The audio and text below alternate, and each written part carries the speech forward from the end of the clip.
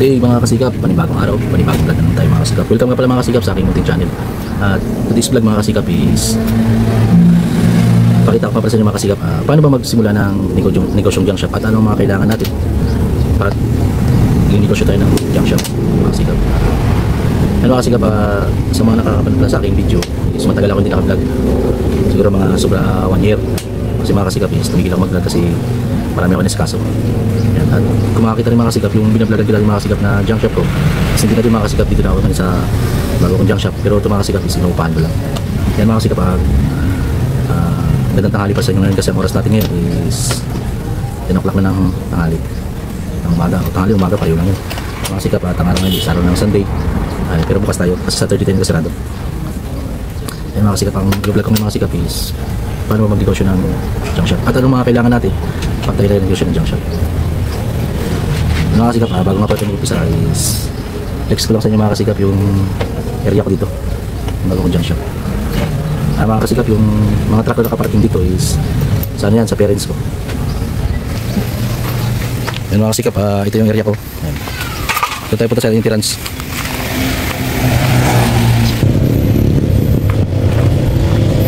Yan mga kasikap, ito yung entrada.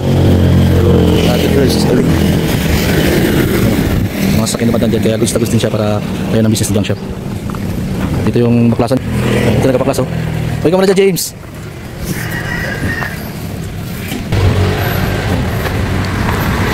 Ayun mga kasikap, hanggang doon yan mga kasikap.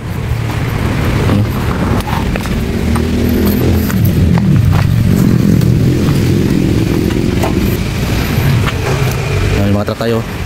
Pinapagamit lang natin mga kasikap pero hindi sa atin yan. Pero nakakairam tayo. Medyo mainit mga kasikap. Hindi makalat kasi junk shop nga eh. Ayun mga kasikap, dito nga pala sa inupuan ko, sa area na to is ito nga pala yung parang opisina ko mga kasikap. At ngayon mga pag-produce tayo mga kasikap sa paano nga magnegosyo ng junk shop at anong mga kailangan natin pag tayo nagnegosyo ng junk shop. Yan mga kasikap, unang kailangan natin mga kasikap pag nagnegosyo tayo ng junk shop, syempre kailangan natin mga kasikap ng pwesto. Number 1 yan mga kasikap, pwesto talaga. Yan. Katulad dito mga kasikap is may pwesto ko dito, nag-upa lang ako dito mga kasikap. Yan. At gusto ko lang sabihin kung magkano yung upa ko dito, pwesto. Yan ito, almost nasa 1,000 square meter din to. Yan mga kasikap, sabi ko lang mga kasikap, unang kailangan natin is pwesto. Yan. Pwede tayong umupa, kung sarili naman na lupa, pwede naman natin gamitin. Hindi naman natin kailangan ng yung katamtaman lang mga kasikap na tamang may stakan tayo. Pero mas maganda mga kasikap kung malaki talaga. Stakan tayo ng mga kahit sasakyan natin, kung may sasakyan tayo. Yan mga kasikap, ang una natin kailangan is pwesto. Pangalawa, ang kailangan natin mga kasikap is timbangan. Yan. Pakita ko sa inyo mga kasikap. Yan mga kasikap, mas maganda kung nagnegosyo tayo ng junk shop mga kasikap is ang timbangan natin is 2 piraso. Yan. Mga kasikap. Ito mga kasikap is titimbangan ko ng tanso. Tanso ng timbangan yan, mga meter yan.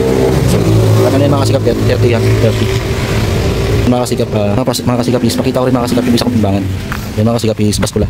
Yan timbangan ko ng bakal. Yan.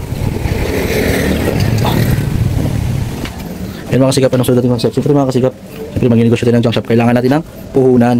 Yan. Yan mga kasikap, ang tanong mga kasikap, magkano bang kailangan natin puhunan? Nasa inyo mga kasikap kung magkano ang kaya nyong ilabas. Pero para sa akin mga kasikap is magandang puhunan sa nag-umpisa para hindi hassle, hindi ka gano'n mapapagod. Okay na mga kasikap kahit mga 10k. Kasi pag konti lang mga kasikap, mga 5k lang, mamaya ako titakbo ka na naman sa nirektahan mo, nideliveran mo, balik-balik ka doon. Okay na yung mga 10k. Ano pa? Pero mga kasikap, at ang pangatlo kailangan din natin mga kasikap is kung saan tayo mag-deliver. Yan. Hanap tayo ng deliveran na malaking junk shop, mayroon tayong special price. Yan mga kasikap, at pag nakita natin mga kasikap, may timbangan na tayo, may puhunan na tayo, may pwesto na tayo, ano pang kailangan natin mga kasikap? Panghakot. Ano bang kailangan natin panghakot? Mga kasikap, kung ito mga kasikap is pwede na top down o kaya kulong-kulong. Yan. At kung nakakaluwag-luwag naman tayo, strap. Yan. Pakita ko sa inyo mga kasikap kung may sasakyan na truck at kulong-kulong. Let's go. Yan mga kasikap, yan truck. Yan, isa. Yan, top down mga kasikap. Yan, kailangan din yan, kulong-kulong yan. Yan mga kasikap, yan natin ang service single para pag may pupuntahan tayo ng mga patulad na titingnan tayo mga bakal. Yan, ganyan. Mas maganda may bubong para hindi tayo nainitan. Kailangan natin, siyempre kailangan din natin ng tao. Hindi ito nakala. Yan, kailangan din natin ng tao. Masipag, yan, nagpapaklas kahit umutusan. Kailangan natin ng service na motor. Yan mga kasikap, kailangan din natin ng permit. Kahit barangay permit lang muna. Kasi kung kuha kagad tayo ng sa city is medyo malaki-laki, kahit barangay lang muna, nagpapatunay na mayroon tayong business dito sa barangay nila. Yan mga kasikap yung mga gamit, yung mga tools na gagamitin sa sunod na vlog ko sa sunod. Yan mga kasikap, hanggang dito lang mga kasikap. Kung bago ka lang sa akin channel, huwag mong kalimutan mag-subscribe, like, and share, at pindutin mo rin yung notification para lagi updated sa mga bago at mga patingong video. Yan, dito lang. Bye!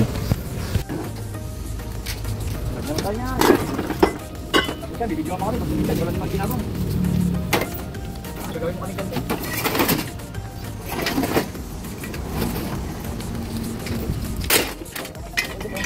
Sorry.